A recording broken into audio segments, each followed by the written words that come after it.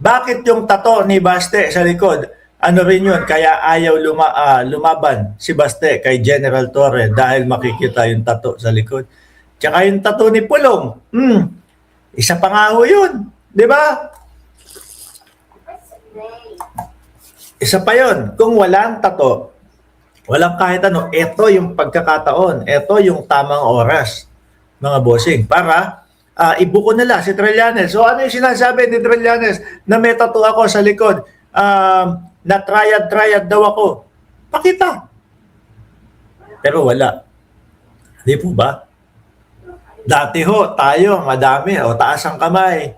Nung mga inis na inis at buwisit na buwisit kay dating Senador Antonio Trillanes. Taas ang kamay diyan sa comment section. O, kung tawagin pa natin, sundalong kanin. Kung tawagin pa natin, trililing, may topa, may hablig. Di po ba? Kaya sabi, kaya yung kantang Time Will Reveal ho talaga, mga kababayan, tugma-tugma eh. Oh.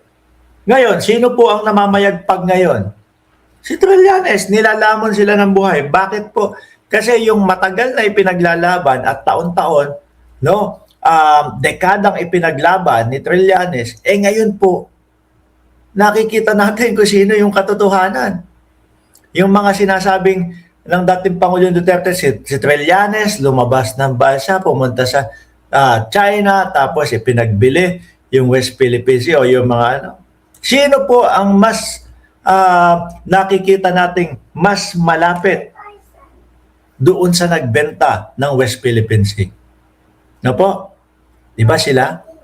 Sabi ni Marilu Gallego, ayaw nilang pabuksan ang bank account nila. Nakikita doon kung sino nagpopondo. Di ba binanggit din po, buong tapang na binanggit ni Sammy Trillanes, mga kababayan. Na ano? Buong tapang na binanggit ni Antonio Trillanes na meron daw po di umano na nanggagaling na mga pondo na 2 bilyon galing daw kay Sammy Uy. Di po ba? Ayun, di umano. Pero kay Trillanes, rektahan niyang sinasabi yan. Sabi ni Ma'am Elena Garcia, yung tinatawagan nilang trililing, yun lang naman ang tinik sa land ng mga Duterte. Correct? No? Kaya po, alam nyo, ang isa sa ipinansisira kay Trillanes ngayon, mga kababayan, yung sinasabi nilang nakakakuha ng pondo o may pondo na nanggagaling sa kung sino man, tapos ibibigay sa ICC para daw, nako, fake news ho yun. Walang katotohanan yun, mga bossing. At ito isingit na din po natin, mga kababayan, mga bossing ko. Isingit na din po natin yung mga nagpapakalat ng fake news. Nako, ito, may nasampulan na naman, mga bossing. May nasampulan na naman ho. Nung mga nakaraang buwan, di ba, merong mga nasampulan po na nagpapakalat ng fake news. Kagaya nung June Abines, kung di ako nagkakamali. Yun naman ay kay General Torre. Iniratay si General Torre sa kama, di ba? Pinagmukha, kung di ako nagkakamali, di ba? Pinagmukha na malala na ang sitwasyon ni General Torre. Bakit po nila ginagawa yun? Kasi naiinis, nabubwisit po sila. Ikaw ba naman, yung poon mo na si Buloyski, isinelda. Ang masaklap pa na to, nakalala nyo, merong agila dito si Kibuloy, nung ipinreso na, nung kinulong na, nakasulat doon sa sombrero niya. Ayan dito, pag ganyan. Yan, ganyan. Nandito, agila. Ang masakit pa nun, hindi siya yung senior. Di ba? Kaya itong mga trolls nila, itong mga vlogger nila, nagpapakalat ng fake news sa sobrang sakit ng nararamdaman dahil nga kinulong si Aguila o si Buloyski. Problema, hindi siya yung senior. Junior lang siya kasi may naunang nakulong na senior Aguila, mga kababayan. Di ba? Hindi, rekta tayo dito. Ito, may bagong example na naman po o sinampulan, mga kababayan, mga boss Chipamo, sir, no? Sabi dito, reklamo sa mga nagkakalat umano ng mga fake news. Iwasan natin yan. No? Lalo na ho sa mga vloggers. Tayo, hindi naman po tayo ganun kalaking vlogger, mga kababayan. Pero sasabihin ko sa inyo, dito po sa mga nagpapakalat ng mga fake news, lalo na sa mga galing sa mga DDS, diyan pa lang po, ubos na oras namin eh. No? Tapos kami papagbibintangan, sasabihin, nagpapakalat kami ng fake news. Samantalang kada vlog namin, meron kaming mga ipinapakitang mga materyales na susuporta dito po sa aming mga ibinablog. Bawat topic. Diba? Bawat topic ho, mga kababayan. Ngayon, ano daw? Reklamo sa mga nagkakalat umano ng fake news. Nagtungo si Presidential Communication Office Secretary Dave Gomez sa tanggapan ng Department of Justice o DOJ para maghain ng reklamo laban sa mga nagpapakalat umano ng maling impormasyon tungkol sa energy situation ng ating bansa.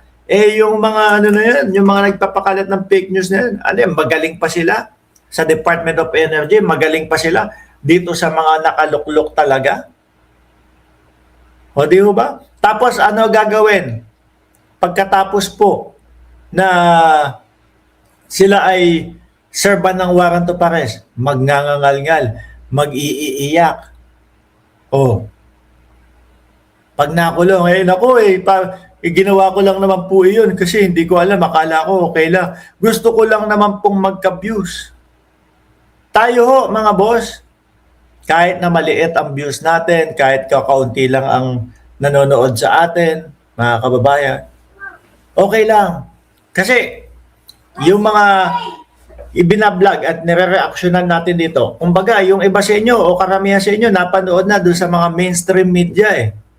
Ano po? Tapos saka natin re-reactionan. Kumbaga, mas nauuna pa kayo sa amin. Tapos ang hinihintay lang ng iba kung ano yung magiging reaction ni Mark Ramos. Which is, gano'n naman po yung reaction video.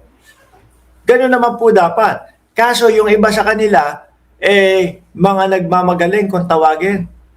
No? Keso daw merong puting ahas, ayon dito sa puting ayon dito sa puting tubol. May puting tubol ba? Di ba? Ganon silang mag-vlog. Kaya po pag nakasuhan, pagka hindi naman totoo yung sinasabi at makasuhan, nagsisiiyakan po, nagngangal-ngalan po. Di ba? Ganon sila. No? Tayo kahit walang views, kahit walang nanonood, okay lang, walang problema. Basta ang re-reactionan natin ay galing doon sa mga malalaking mga mainstream media na katiwa-tiwala na talagang yung kanilang mga ipinoproduce na mga balita ay lehitimo. Pinuntahan talaga nila. Sabi niya, pag si founder, pag nandito, puting tubol. Kung ano-anong kalokohan mga sinasabi eh. Ano po, speaking, sabi ni Ma'am BG Badiola, mukhang nagpapasok lolo na naman. No? Sandali, hindi ko nabanggit sa inyo kung sino yung kakasuhan. Kung sino yung nasampulan. No? Eto, pakita ko lang ulit. Ibalik ko lang sa inyo. Sino ba yun?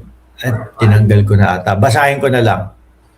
Basahin ko na lang mga bossing, no? Yung kung sino yung nakasuhan. Sino ba yun? Yung channel lang yung channel ang tinitingnan ko kung sino yung nakasuhan. Dave. Ito. Kung anong channel yun. Ano daw? Channel? Inireklamo ni Gomez ang Facebook page na Malasakit News Pilipinas. Naku, Malasakit News Pilipinas? Naku, baka hawak ng mga bata ni Bongo yan si Mr. Malasakit si Bongo, kung matatandaan nyo di ba? Ang laki ng pera ng naipon nito, kaya niyan suhulan lahat ng klase ng tao dito sa Pilipinas, mababa at pinaka taas na tao, kapal. Sabi ni Alberto, amo yan. Sa ngayon, pumunta tayo dyan, mga bossing.